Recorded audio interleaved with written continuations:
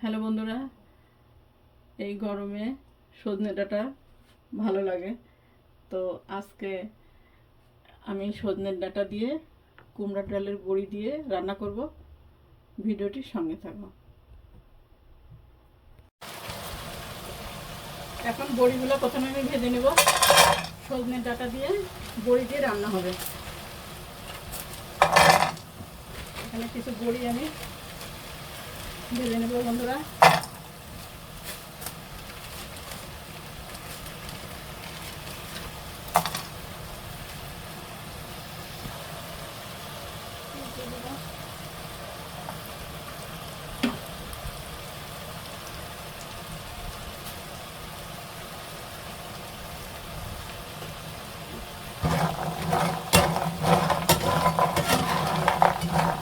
লাল লাল করে ভেজে নেব।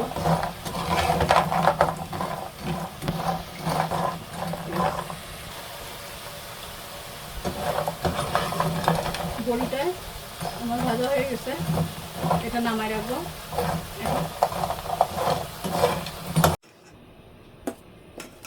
আমি সজনে ডাঁটা দিয়ে বড়ি রান্না করবো। পেঁয়াজ বাটা দিয়ে দিলাম।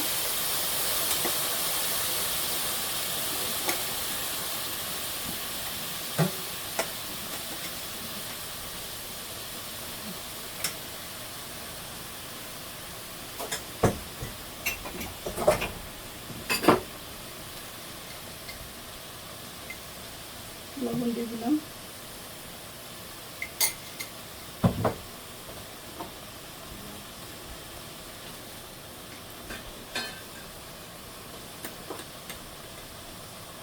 ধনিয়ার গুঁড়া দিলাম, জিরার গুঁড়া,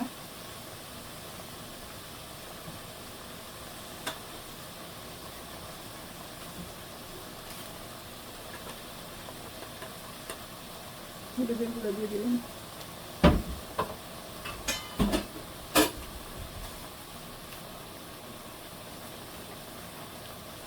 তেল দিলাম।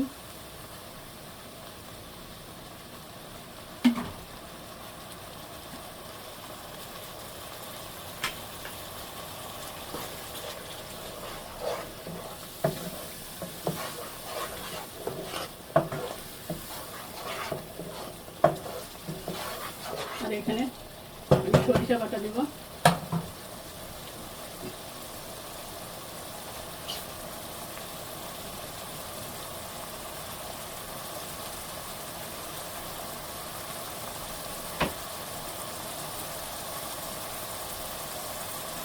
আমি একটু সরিষা বাটা দিয়ে দেবো। বেশি দিলে আবার তিতা লাগবে, অল্প দেবো।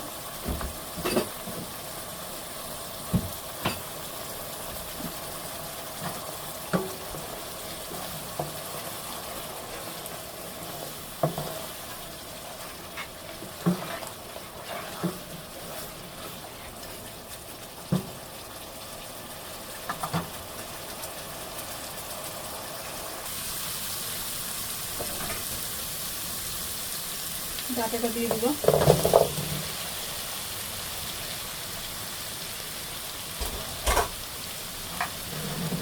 বড়িটাও দিয়ে দেবো, কারণ বড়িটা এখানে সিদ্ধ হবে। বেশি পরে দিলে আবার এই বড়িটা গলবে না, এই জন্য আমি এখন দিয়ে দিলাম।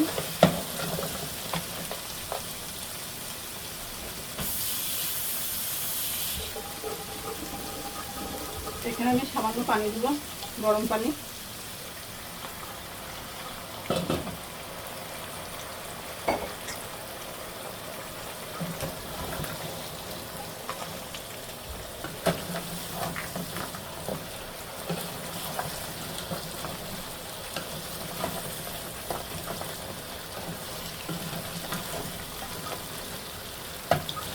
এখানে কিছু আলু আমি কেটে রেখেছি,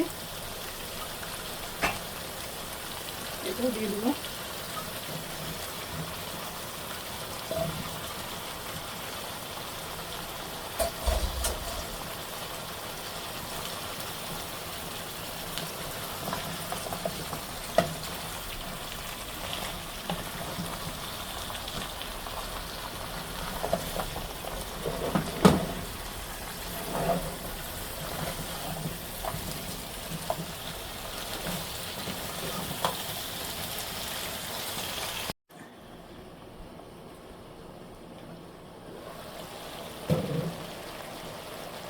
বন্ধুরা এখানে রসুন আর আদা আমি এটা দিব না, এভাবেই রান্না করব।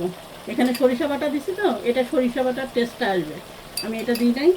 আর যেহেতু এখানে কোনো মাছ ব্যবহার করতেছি না, এই জন্য এগুলো দিই নাই। এই যে এখন আমি কাঁচামরিচ দিয়ে দিলাম। খুব বেশি ঝালও দিব না, তাহলে ভালো লাগবে না খেতে।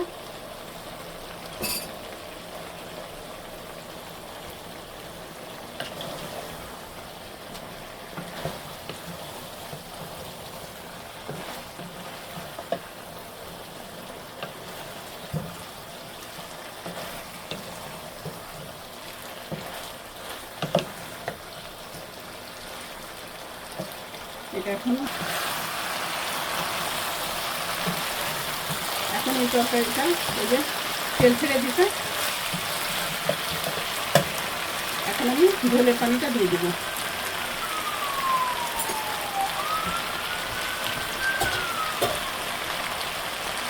ডাটা বড়ি সব সুন্দর গলে গেছে, সিদ্ধ হয়ে গেছে। এখন এই যে ঝোলের পানি দিয়ে দিলাম, আর একটু দেবো। এটা ঝোলই ভালো লাগে বেশি এই তরকারিটা। এখন গরমের সময় এই তরকারিটা খুব ভালো লাগবে। এটা একটু ঝোল ঝোল রাখবো, এই জন্য পানিটাও আমি একটু ধরে দিচ্ছি।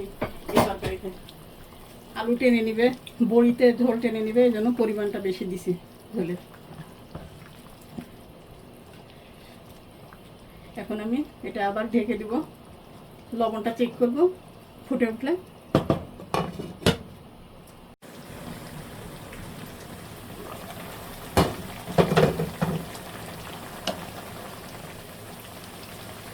বন্ধুরা এই যে আলু সিদ্ধ হয়ে গেছে, ডাটাটাও সিদ্ধ হয়ে গেছে, বড়িও সিদ্ধ হয়ে গেছে। এখন চুলাটা আমি বন্ধ করে দেব। আর গরমের সময় এই হালকা মশলাই এটা কিন্তু ভালোই লাগে, তোমরা দেখতে পারো ট্রাই করে। আর আমাকে কমেন্টে জানাবা তোমাদের কার কার এই সজনের ডাঁটা পছন্দ। আজকে ভিডিওটা এই পর্যন্ত। আল্লাহ হাফেজ।